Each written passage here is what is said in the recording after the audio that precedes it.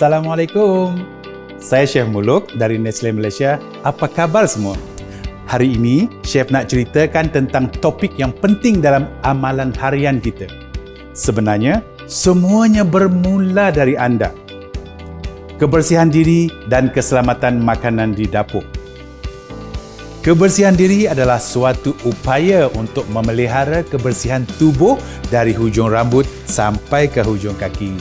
Okey, contohnya seperti mandi, berus gigi, memotong kuku, sisir atau sikat rambut kalau ada lah, memakai pakaian yang bersih, sentiasa basuh tangan.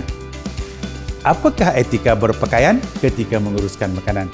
Tidak kira di rumah atau di sekolah, berpakaian dan penampilan bersih adalah merupakan amalan penting. Ini adalah contoh-contoh penampilan yang betul dan yang salah. Rambut mesti disisirkan dengan betul di dalam topi. Tiada anting-anting atau rantai leher. Hendaklah memakai pakaian yang kemas dan bersih. Tiada jam tangan dan cincin. Pakaian yang koyak hendaklah diganti. Memakai kasut yang sesuai. Kesan negatif jika tidak menjaga kebersihan. Jika kita gagal untuk menjaga kebersihan, ini adalah kesan yang akan ada pada kita. Kuman boleh didapati di mana sahaja, pada tangan, hidung, rambut, kulit, serangga, haiwan atau pada makanan mentah seperti contoh daging, ayam, itik, susu, telur, cengkerang, sayur-sayuran dan nasi. Antara sebab terjadinya keracunan makanan adalah makanan ditinggalkan pada suhu bilik untuk tempoh yang lama, seperti contoh lebih dari 4 jam. Makanan tidak dimasak dengan sempurna. Makanan tidak disimpan dengan baik dan makanan tidak dipanaskan dengan sempurna. Daging dan ayam beku tidak dinyah bekukan dengan sempurna sebelum dimasak. Amalan pengendalian makanan yang tidak bersih.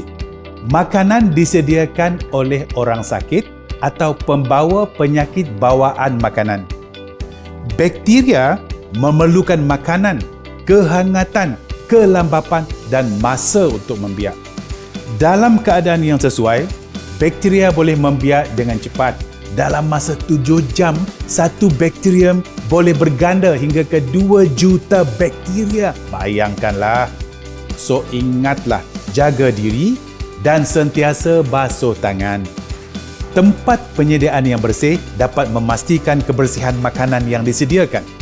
Cara-cara memastikan tahap kebersihan di dapur. Sisir atau ketepikan. Sisir barang yang tidak perlu atau buangkan barang secara sistematik, maksudnya sentiasa merancang. Susun, menyusun dan menyimpan barang secara kemas, mudah diambil dan disimpan semula. Sapu, sentiasa mencuci perkakas dapur, sapu dan rapikan dapur supaya bersih dan tiada serangga. Sentiasa amal, sentiasa melatih diri dan amalkan semua kualiti ini untuk mengelakkan keracunan makanan. Bahan-bahan yang segar dan bersih amat penting untuk memastikan kualiti hidangan yang baik. Berikut adalah antara langkah-langkah menjaga keselamatan makanan.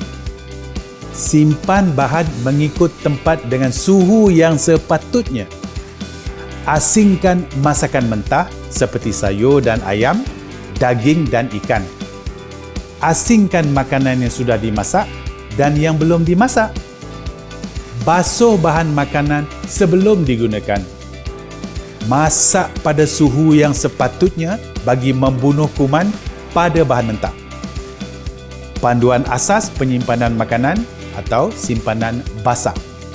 Jangan simpan ikan, ayam atau daging yang telah dimasak di dalam ruang pendingin selama lebih dari 3 hari. Simpan makanan yang telah dimasak di bahagian atas dan yang mentah di bahagian bawah untuk mengelakkan pencemaran bersilang. Makanan panas yang telah dimasak hendaklah disejukkan terlebih dahulu ke suhu bilik sebelum dimasukkan ke dalam peti sejuk. Jangan simpan makanan terlalu padat di dalam peti sejuk. Simpan daging atau ayam di dalam bekas yang tertutup ataupun plastik yang kedap udara. Panduan asas penyimpanan makanan atau simpanan kering. Simpan makanan bijirin seperti beras, kacang dan tepung dalam bekas kedap udara di tempat sejuk dan kering. Simpan makanan berasingan daripada racun dan bahan kimia. Jangan simpan makanan atas lantai dan gunakan pengalas bersesuaian.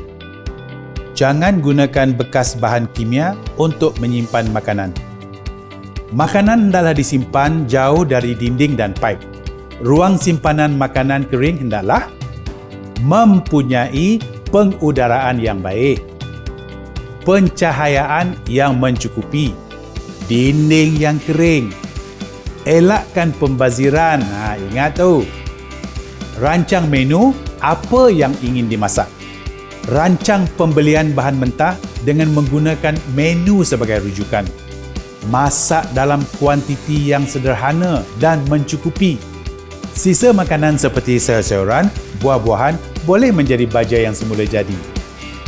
Selesai sudah modul kita pada hari ini.